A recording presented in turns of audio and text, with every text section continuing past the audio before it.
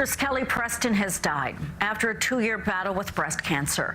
Her husband, John Travolta, shared the news. John Travolta. The name needs no introduction. Two-time Oscar nominee. A career that spans 5 decades, 2 complete reinventions, and some of the most quoted movie scenes ever filmed. He didn't just survive Hollywood. He came back from the dead in it, twice. But what does a man like this look like when the cameras stop rolling? The answer isn't another tabloid headline.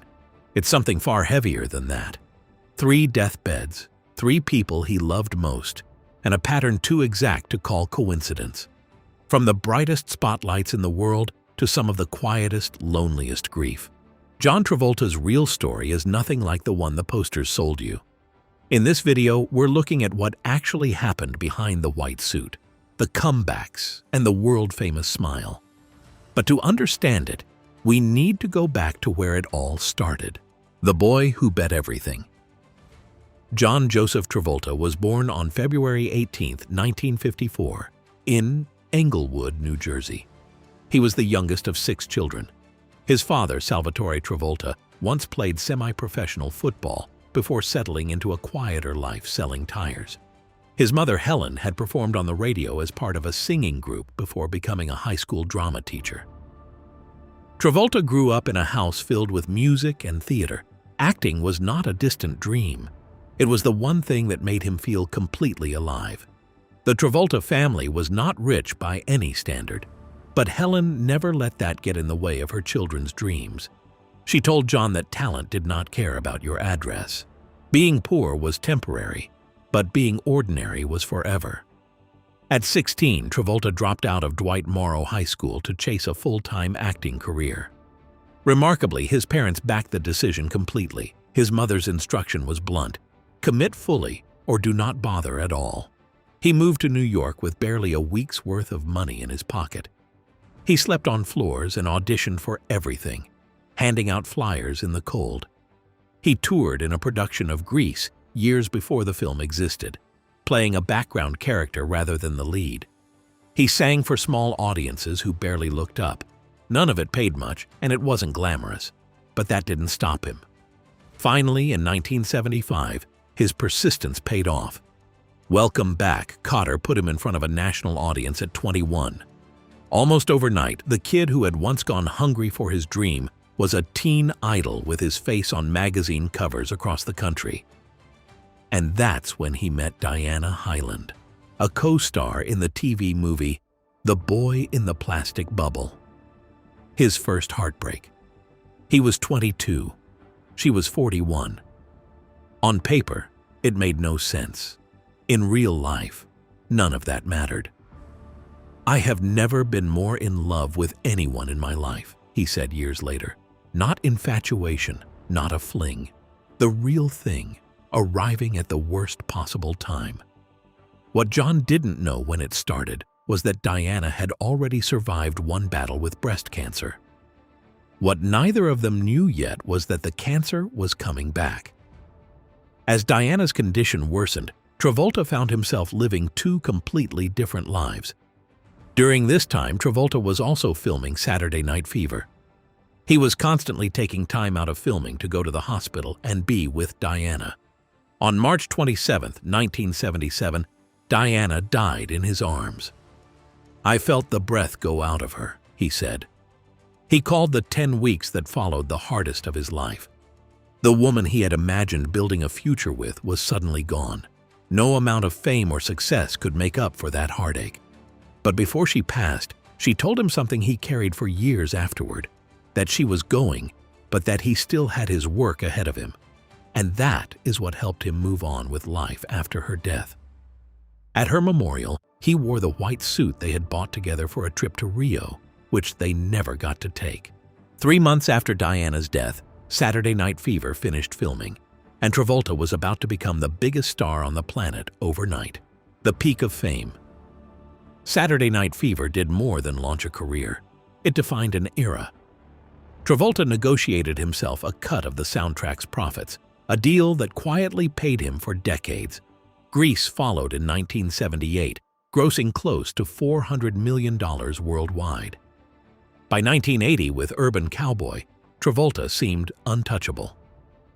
Then everything took a downward turn for the actor. A string of films through the 1980s flopped one after another, including Moment by Moment, Two of a Kind, and Perfect. Even worse, Travolta turned down roles that became career-defining for other actors. Parts that eventually went to Richard Gere in American Gigolo, An Officer, and to Tom Hanks in Splash. By the time the 90s came around, John Travolta's career seemed to be at a dead end. However, when it looked like everything had gone wrong for Travolta, something unexpected happened. He got a call from Quentin Tarantino. He wanted John to play a heroin-addicted hitman in a film called Pulp Fiction. Travolta hesitated for months before saying yes, and famously took home only $150,000 for the role. Pulp Fiction didn't just save his career, it rewrote it completely. The film won at the Cannes Awards, and he got a second Oscar nomination. And within 3 years of Pulp Fiction, the same guy who couldn't land any semi-decent role was now demanding $20 million for movies such as Face/Off. He had it all back, the fame, the money, and the respect. But no amount of box office success could have prepared him for what came next. Travolta's toughest year. In 1991, Travolta married actress Kelly Preston, and together they built the family he had always wanted. They had 3 children: Jet in 1992, Ella Bleu in 2000, and Benjamin in 2010. Jet was diagnosed with autism in childhood and lived with a seizure disorder, the kind that strikes every 5 to 10 days without warning, according to Travolta. On January 2, 2009, the family was on vacation in the Bahamas when 16-year-old Jet had a seizure. He fell and struck his head on the bathtub. A nanny found him unresponsive and called his parents.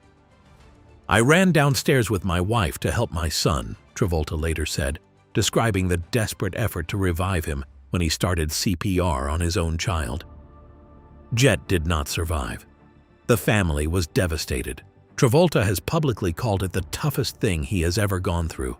In the years that followed, Travolta and Preston channeled their grief into the Jet Travolta Foundation, an organization built in their son's memory to support other families navigating autism and seizure disorders.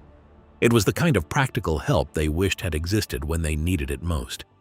A little over a year later, Benjamin was born, a new joy that gave the Travolta family a reason to keep going. For a while, things seemed to get better. However, there was another heartbreak waiting just around the corner. The final loss. On July 12, 2020, Kelly Preston died at 57 after a private 2-year fight with breast cancer. Travolta confirmed the news himself, calling her loss devastating and thanking the doctors and friends who had stood by her. Diana Hyland died at 41 and Kelly Preston at 57, both victims of the same disease. When Benjamin became 10 years old, he told his father that he was afraid of losing him too. Travolta did not soften the truth to comfort him. Instead, he told his son something closer to reality, that none of us know how much time we get, and that all you can really do is live the time you have as fully as possible. And that brings us to the final part of this video. After reaching the heights of success and surviving 3 devastating losses, what does Travolta's life look like today? Today, at 70, Travolta lives on his aviation estate in Ocala, Florida.